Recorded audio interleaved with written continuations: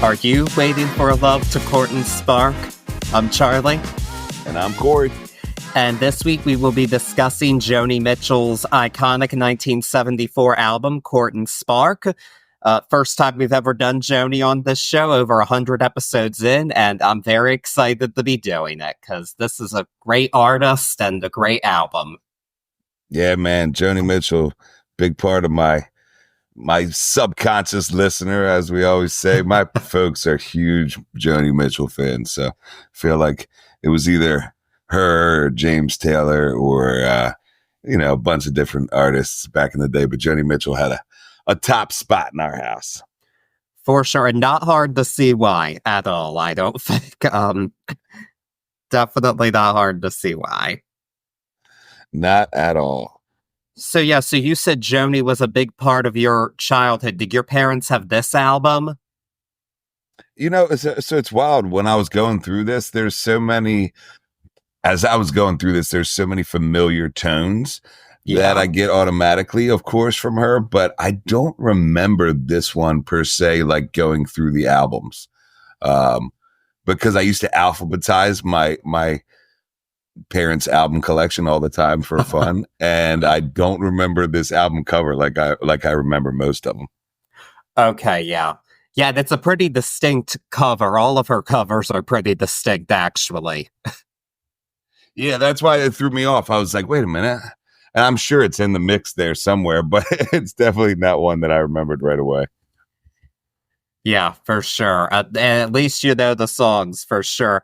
Yeah, Joni Mitchell, I first discovered my senior year of high school. Blue was the first album that I listened to, but this one was like second or third that I listened to. Pretty easy thing to get into. So this is Joni Mitchell's sixth studio album, January 1974, and it was the first time. It had been over a year since a Joni Mitchell album. She didn't release one in 73, the first time she hadn't put out an album in her career so far. Of course, that would become more normal because that's how it goes over time.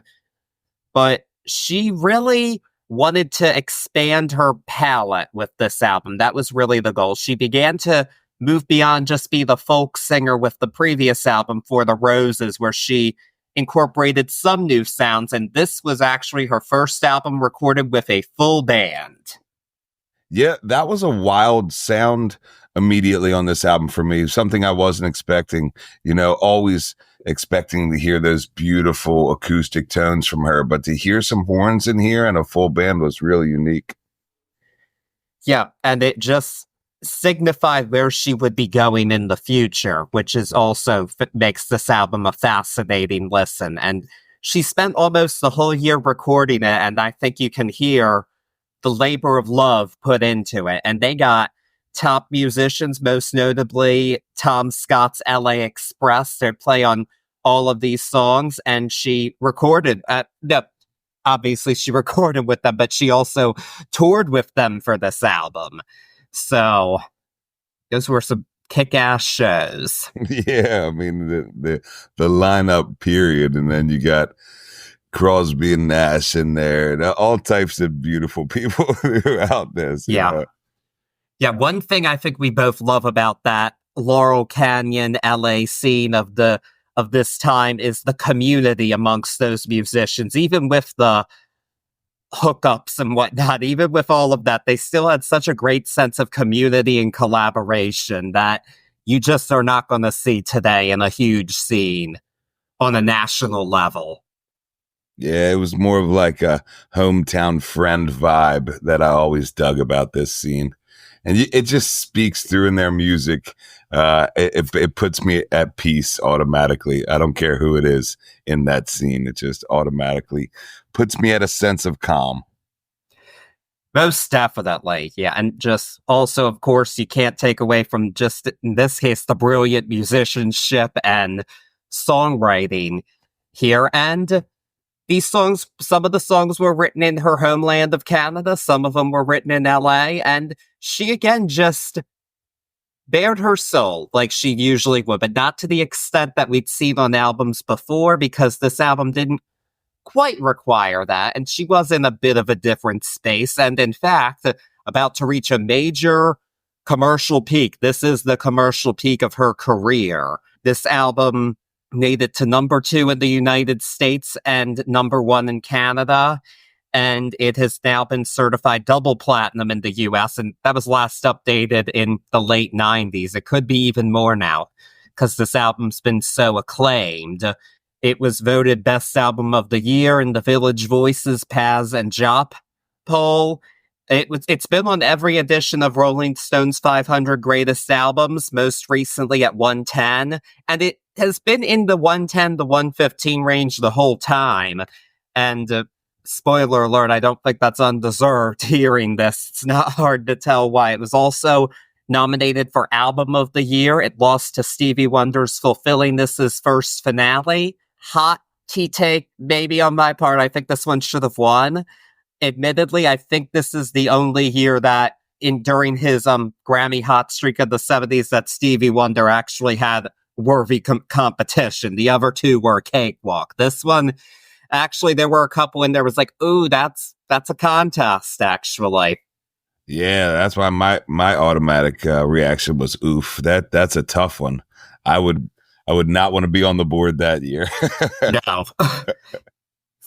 No, not at all. I would have made the right decision. Yeah. But yeah, just again, it was just a strong batch that year, even in a year with some weak singles. And the real thing that ignited me actually to want to do this album was the fact that Cher talked about how Joni was recording this album while Cher and David Geffen were living together. So Joni was just chilling at the house the whole time, and Cher noted that it was just so crazy that she recorded this huge album while I was living with her, basically. That's insane. And a full year. You're totally right on that too, that you can really feel the labor of love. This, I'm going to say it a bunch, but this album, just in its production, is, with all of the musicians incorporated in this album, the production is so beautifully done. It's ridiculous. So this album was anticipated, of course, and in the middle of a party for this album and Bob Dylan's new release, Joni Mitchell recounted a story in 1979 to Cameron Crowe, where she noted that Court & Spark was kind of dismissed by the label because Bob Dylan was new to the label, and they were making a big deal out of him, and his album played first at this party, and then she played hers, and Bob Dylan straight up fell asleep during her album, and that David Geffen just didn't care by that point, because he'd heard it in all its iterations, which kind of makes sense. He was living with her at the time while she was recording this, but at the same time, it's kind of like, damn. But I also think in that case, Joni actually got the last laugh over Dylan, because Planet Waves isn't now really regarded as one of his landmark releases, whereas this is a landmark for Mitchell. Oh, Bobby falling asleep during the album. That's wild. That is wild. I read that as well. It's crazy. She said he was trying to be cute, but like, come on, Bob. Yeah. I think they had a friendlier relationship then than back in the 70s than they have in years since. So this is even our biggest issue with Dylan.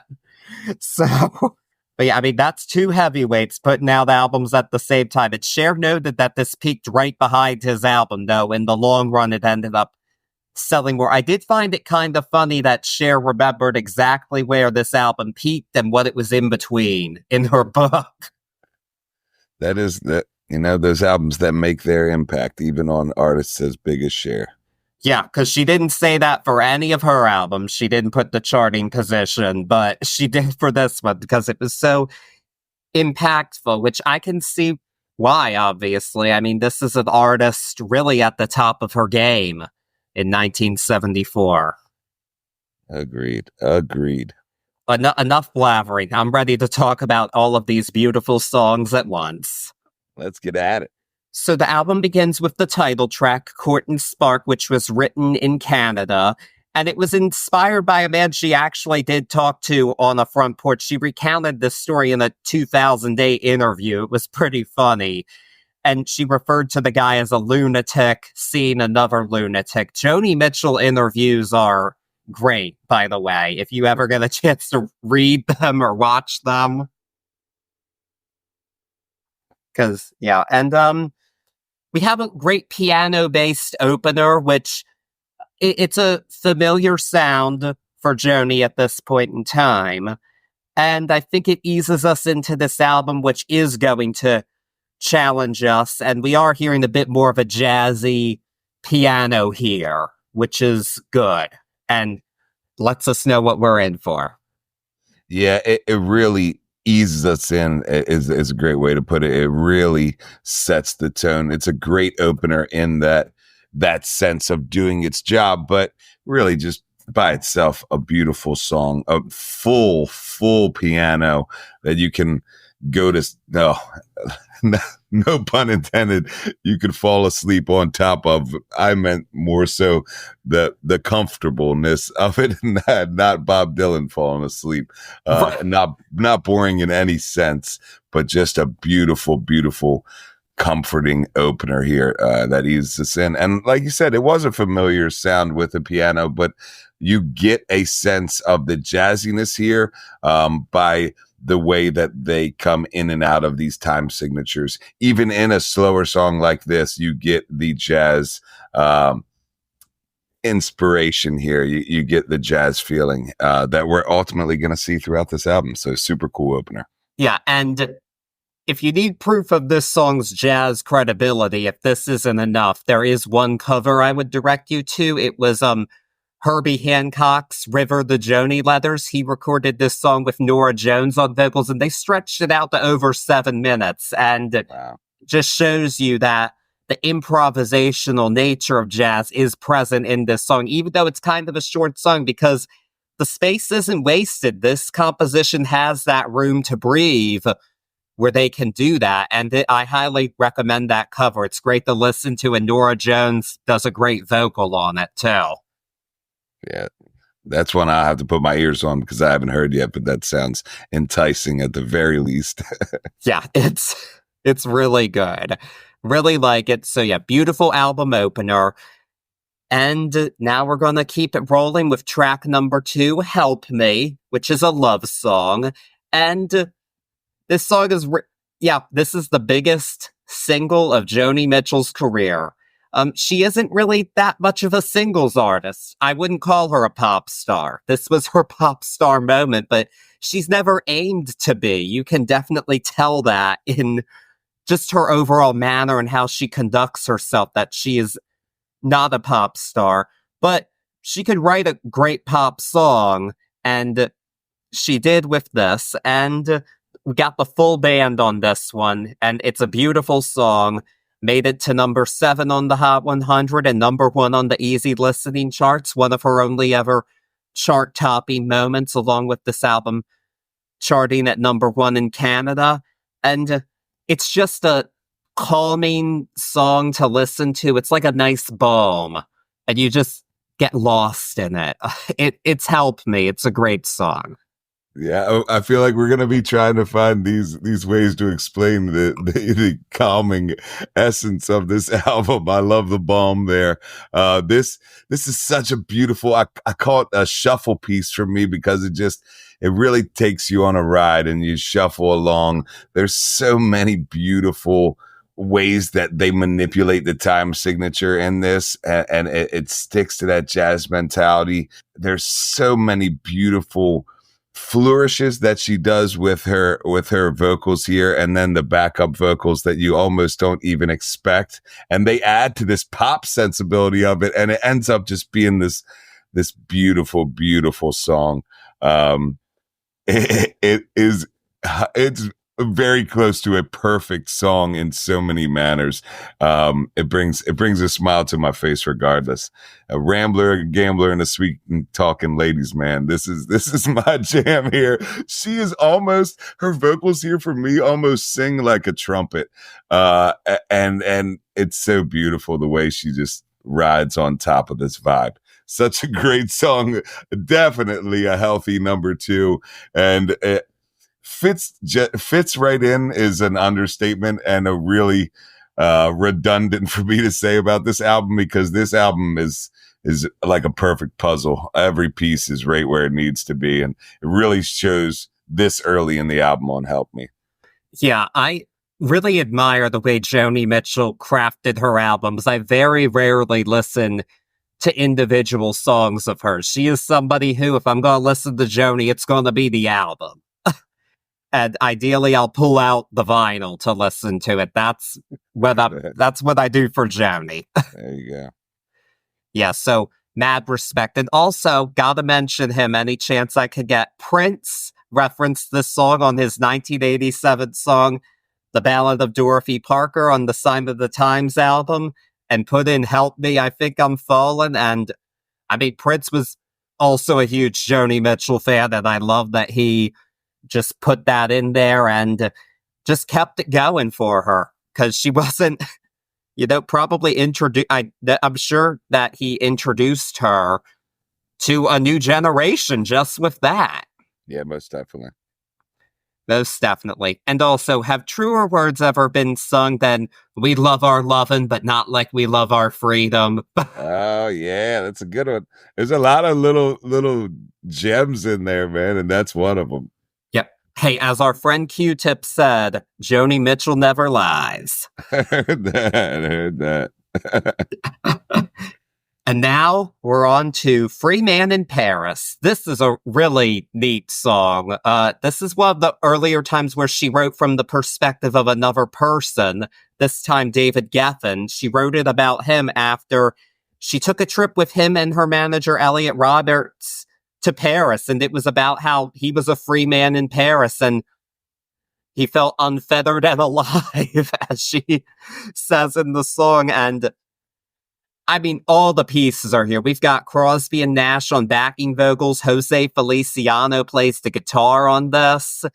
And she, again, brilliantly sung from that perspective, like a novelist going into that other form. This song, it's pure poetry, but it's also a great pop song. This is one of the best hooks of her career, because I know not all of her songs are necessarily catchy and easily accessible. This totally is. And it was the final single from the album. Geffen ended up doing that himself. He initially didn't even want it on the album, but it did pretty well. Made it to 22 on the Hot 100. Should have been higher. This song is actually perfect. I just can't stop thinking about it. I love it so much. It's one of those songs that's always lived with me ever since I heard it. It's a song you hear it one time, you just can't forget it. Yeah, this song is so good, man. There's so many beautiful parts here. You sprinkle on some Crosby, Nash, and Feliciano, and this is just next level, man. For me, there's some jam tones here, and just wild, inspired playing period. So many cool musical elements wrapped in this 3-minute song that feels like it's 5 minutes for all the right reasons. The story, you're so enthralled in this poetry. A pop song, like you said, it's so beautiful the way it's told, and you're encapsulated from the moment on. From the first moment on. It's a beautiful piece. It really is. It's one that just, again, I keep saying smiles to my face, but this one is up there for me.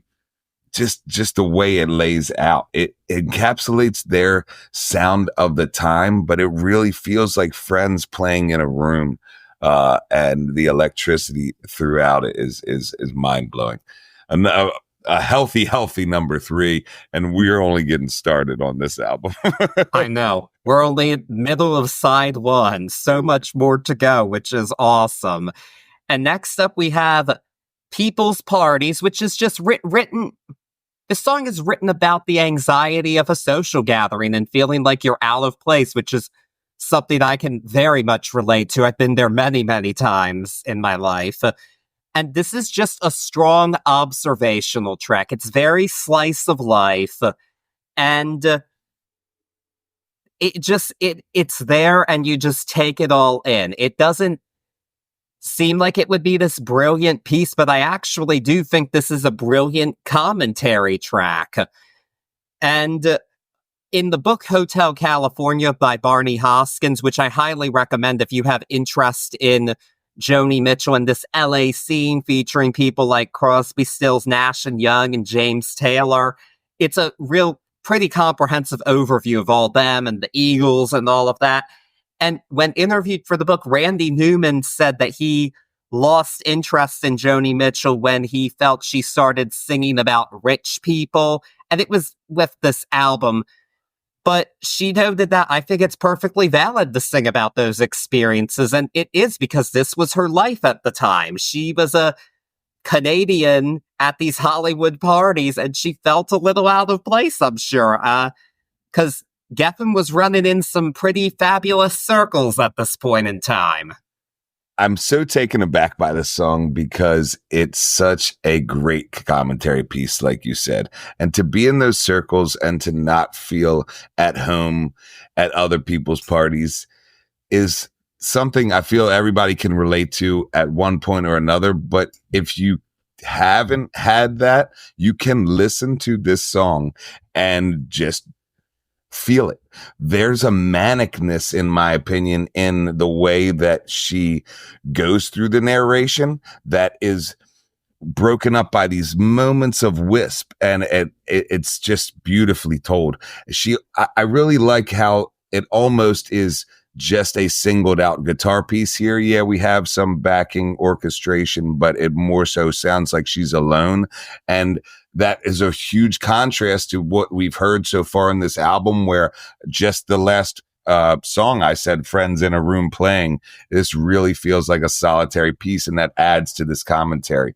There's master classes throughout this album, and this one is a master class in just pushing forward the narrative in this manic setting and really bringing your listener in on so many levels. This is a neat one.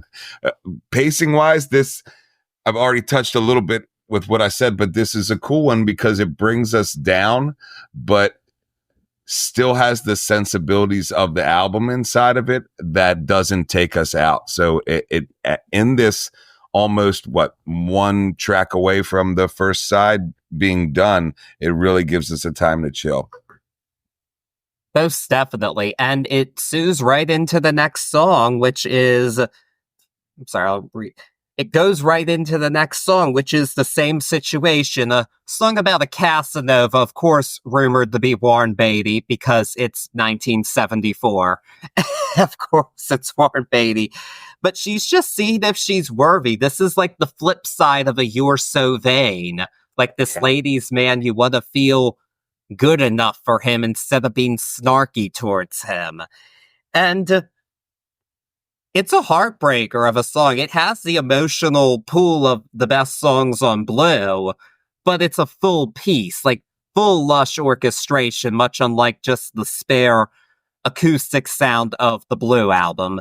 So, again, just really shows what a versatile composer Joni Mitchell is, because she can, just put these feelings into different musical settings, and there's not a space of this song missing, and it's just another brilliant track. I keep saying that word again and again, but what else can you say? It's awesome. Yeah, what else can you say? When it works its way right out of people's parties and in that same motion sweeps us into this waltz, this jazz waltz that just goes along with this grand piano, and it feels like we're there again. There is that beautifulness of it where it just whisks you away into another scene, almost like you're in the same party as the same person, and your emotions have changed, and we get this ride through another 3-minute song that is so packed it feels like it's like 4.5 minutes. It's wild how much sound is done inside, and it ends aside for me, even on a soft note, where I can't wait for that needle to move. I'm picking it up. I'm flipping it as quick as I can because it's almost like you want to hear this story keep going. For me, at least, it's a beautiful way to end this side and a beautiful song. Oh yeah, no, I'm right there with you. Want to flip it over? It's a perfect side ender, and you just want to know where we're going next. And Yeah. we're going in a very different direction next. We're going to be a little less melancholy, a bit more sassy, I guess you could say, on side 2, which is fun for us. So, side 2 begins with Car on the Hill. This song is rumored to be about Jackson Brown. Okay. And yeah, she dated him for a little bit, but based on this, it didn't end too well based on this song. But I have seen some commentary that's drawn a line from this album to the work that Steely Dan did later in the 70s with the jazz rock. And if any song on the album gives me a Steely Dan feel, it would be this one. And I love it. I think this is a just brilliant song. It's got a great groove to it. And she asked the band to make it sound like Traffic. They did. And just, I mean, it's just a perfect song, I think. Another one where I sometimes don't even think about the lyrics to this song, even though her lyrics are brilliant, because I get so lost just in the music on this one. I just want to keep going back to that Car on the Hill when listening to this. I love it. Could not stop thinking about this song this week and just how great it is. I'm speechless. There are people that have no idea about this song, and it's wild because going a little, hippie here, I could take it to the craziest heads that in the jam scene, guys that are listening to just only a single artist and play it and not and think at least that their minds would not be blown. It's such a beautiful orchestration. I've been preaching this so much sound in 3 minutes, but this one is the epitome of it. We start off, I love Sassy. Sassy side 2 starts off with that emotion quickly changed from where we saw ourselves in the same situation, and you automatically get it. And then right as you're at peace with that, you get this wild crescendo of piano and vocals that is pure orchestra in the middle of this 3-minute song that it's bookended in jazz rock per se, but it's almost like a jam element. It blows me away. Speechless is a great word to use. It's tough to put this one into words because there's just so much beautiful music in here. This is how you start a second side off for me, and explore that jazz, but just really keep the vibe going. It's a great song. Yeah.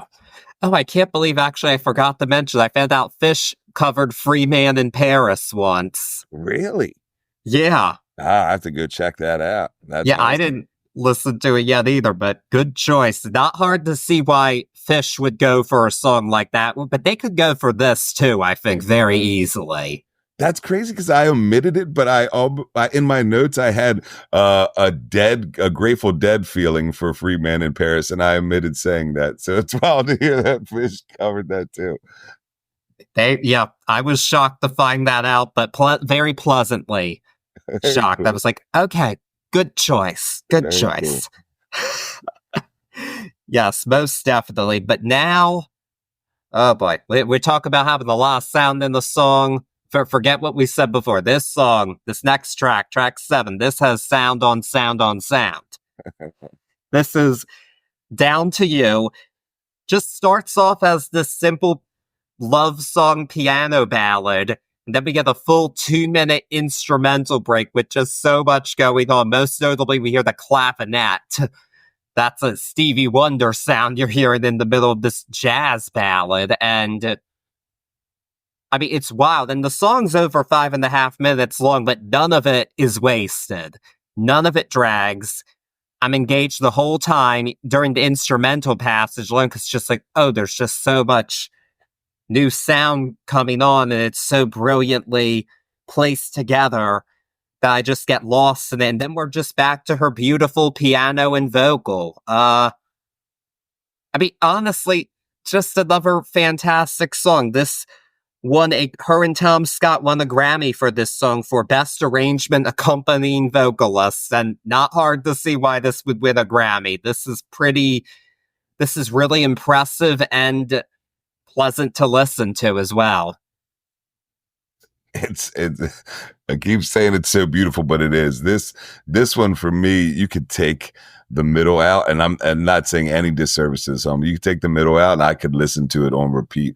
Maybe like one of those trapped on a you're stranded on an island type deals. Like I could take that and just live in it. There's so much there. It's this beautiful orchestra piece. I keep going back to this, but it's really an orchestra piece. If you're going to have a full band for this, use them. And she's here, and it's built around this beautiful, beautiful piano. And then her voice for me on this comes in like this beautiful saxophone, and it rolls, man. It is such a great way to spend 5 minutes and 38 seconds of your life. Please, and do it at least once, because it is an awesome, awesome song. That it is. Yeah. Can't go wrong with Down to You. Glad she won the Grammy for this one. She didn't for Help Me, but at least she got this one. Yeah, well deserved.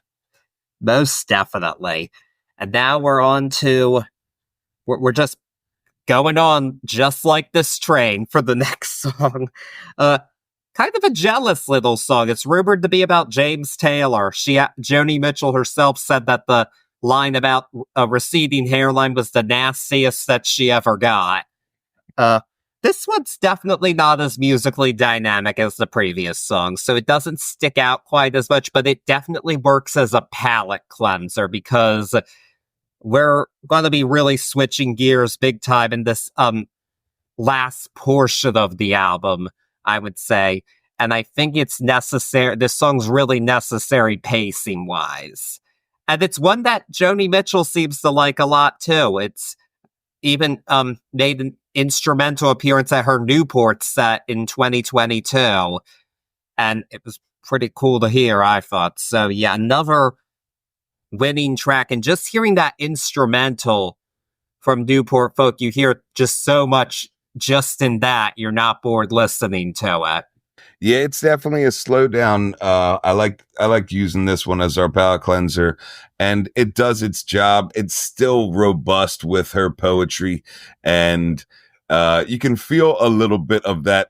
I love that this is sassy side 2 now, but you feel a little bit of the sassiness here in the way that this poetry is delivered, on top of beautiful, beautiful, just jazz. And it's such a fusion of everything. It's so tough to say it, but this is a neat palate cleanser. A tad bit long, the first listen for me, but just like you said, knowing what comes after this song is integral in the pacing of this second side and what it does to elevate the bookends of it. It's very integral that she did this, and you can tell that it's a conscious genius move just by the way the rest of this album is structured. Yeah, most definitely. And yeah, we're kicking things up big time with the next track, which is Raised on Robbery. This is a song sung from the perspective of a prostitute. So yeah, really switching gears here. This is just a really fun jazz rock song. It features Robbie Robertson from the band on guitar, which is awesome. And this song doesn't seem to be quite a Joni Mitchell fan favorite, but I love this song. I just think it's so much fun, and it shows that she could cut loose and not be quite as serious as she is on these other songs, which I really enjoy here, because I kept saying like, oh, so many of these songs are brilliant because of the musicianship, and I agree, but it's also good to have something where you can just let your hair down and have some fun, and that is the purpose of this song, and I love it. Yeah, I try to picture this song told in the musical stylings of the rest of the album. And it's very tough for me. I'm so glad that they chose to really, or she chose, but I say they because the full band, just beautiful sound here, but that it was chose to do this in like a railroad blues feel here and just really go through. You don't lose the connection to the album at all, but it's such a unique piece here where that we're getting full horns and we're getting this I keep going to the railroad car because that's the way this style of blues makes me feel, but it's perfect for the Raised on the Robbery theme that we get throughout this. It's a neat one, man. This is one that first listen you're not, or I wasn't expecting at all, and you're up and dancing out of nowhere where you were really zoned in on this album in a great way. But this is a neat one. We said palate cleanser for 4, and I think that's so true because this one really is a blast of flavor per se, out of nowhere. Really, really well done song. Yeah, and it was actually the lead single, which is an odd choice because it really isn't representative of the album, even though it's a very fun song. It made it to 65 on the Hot 100, which really wasn't bad for Joni Mitchell because she hasn't made that many Hot 100 appearances. And also, there is no such thing as a 57 Biscayne. The Chevrolet Biscayne wasn't on the market until 1958. Still a really killer song. And if you do like this song, I highly recommend checking this out. So Joni Mitchell, the past few years, has been putting out archive box sets, much like Neil Young has. And there is an alternate take of this song featuring Neil Young and his band. That's pretty cool to listen to for an alternate version. Definitely a highlight. No, I would say it was the highlight of the alternate takes of these songs for me. What? I gotta listen to that. Neil Young and Crazy Horse doing Raised on Robbery? It wasn't Crazy Horse. It was, no, just but his band like that he had at the time. Yeah, I'm not remembering the name at the moment, which is terrible of me, but it's still really cool to listen to, I think. Yeah, especially if you like Neil Young, too. So that's awesome. Yeah. So Stills is the only one that didn't make it on this album. Nope. Per se now. Nope. He kind of got his with her, though, by singing Woodstock, though, so. Heard that. You know, that they're all connected, this beautiful musical family. And heck, this next song could be about any of them. I have no idea what this next one's about, but it's called Trouble Child, and it's about a trouble child of some kind. And it could be, I've heard multiple interpretations of this song, and I think that's, again, the beauty of music and poetry like this, because this is poetry, no doubt in my mind. This could apply to anybody you know. It can be about whatever you want it to be. And this was the one song I forgot about when I did this re-listen because I hadn't listened to this album in a few years. Remembered every song really but this one. And what I'm grateful for is the fact that I've gotten to really rediscover this one, because at first I was kind of like, I don't know about this. It's kind of a downer in between the real fun jazz tunes, but the more I listened to it and other takes on it, the more I came to really like it. This one grew on me a lot this week, and really glad that I can say I'm a fan of Trouble Child now. Yeah, this is my jam piece, especially where it's positioned as the penultimate and the way it comes in on this sneaky bass line.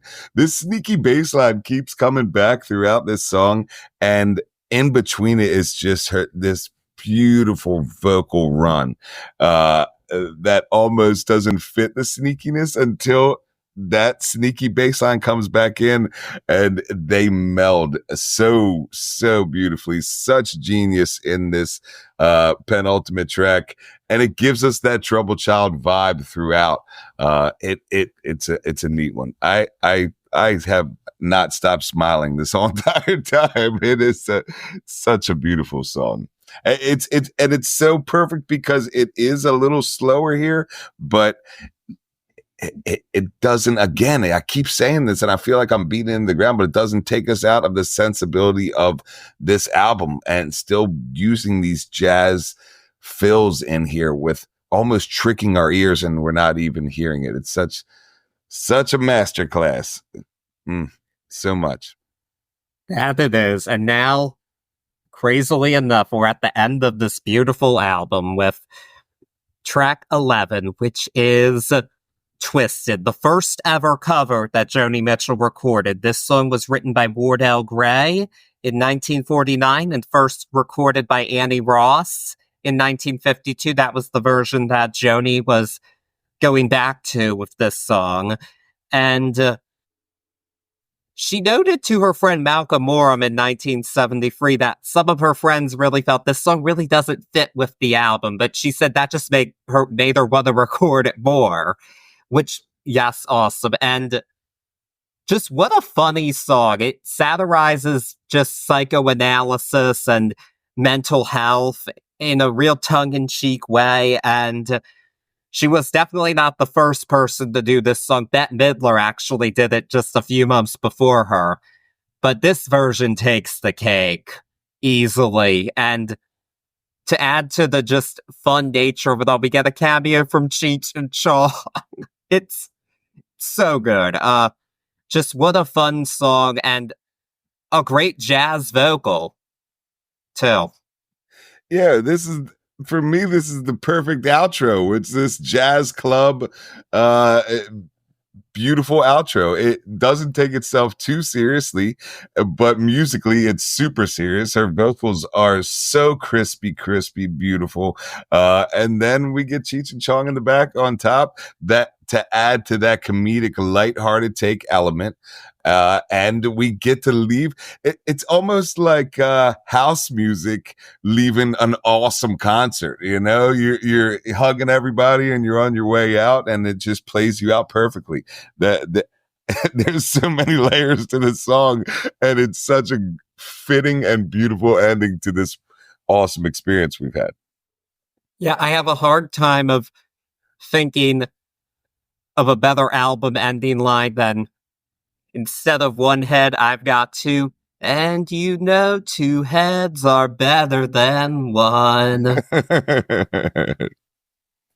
Such a beautiful way to go out. That it is.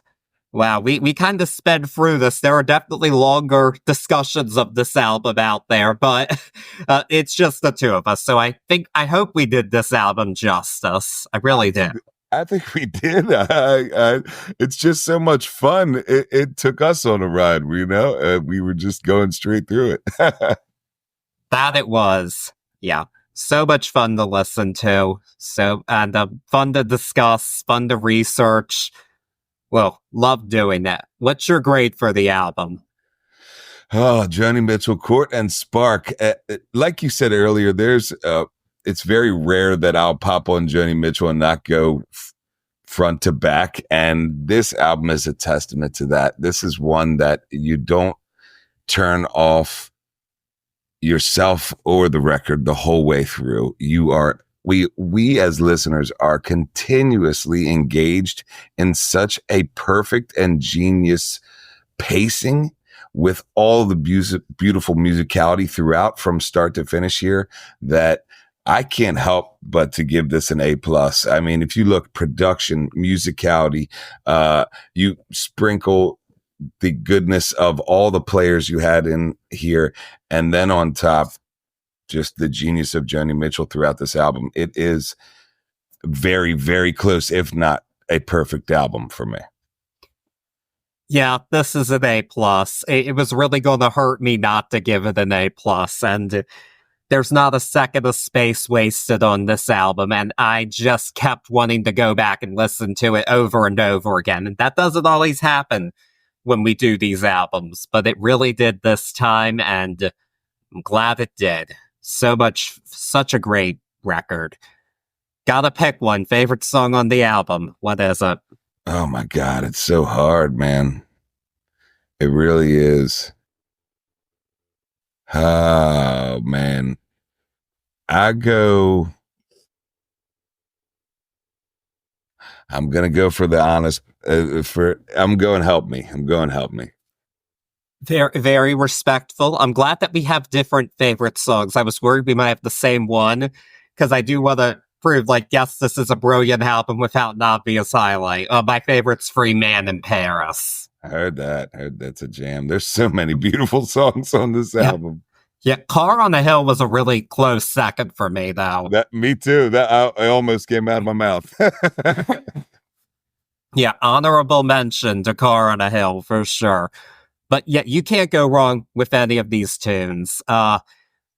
Just, yeah, so much fun to do. And I hope we can do Joni again, because just what a wonderful world to dive into. Yeah, it really is. It really is. But I know we're not. And now this is on you. What are we doing next week? I have no idea.